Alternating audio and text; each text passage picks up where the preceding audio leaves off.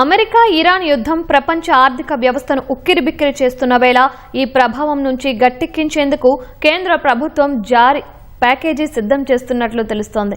దాదాపు 2.5 లక్షల కోట్ల రూపాయల అత్యవసర రుణ హామీ పథకాన్ని ప్రభుత్వం పరిశీలిస్తున్నట్టు సంబంధిత వర్గాలు తెలిపాయి.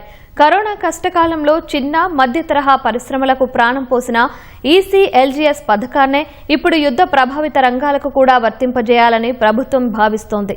ఈ భారీ ప్యాకేజీలో ముఖ్యంగా విమానయాన రంగానికి 5,000 కోట్ల ప్రత్యేక ఫైనాన్సింగ్ విండోను ఏర్పాటు చేయనున్నారు.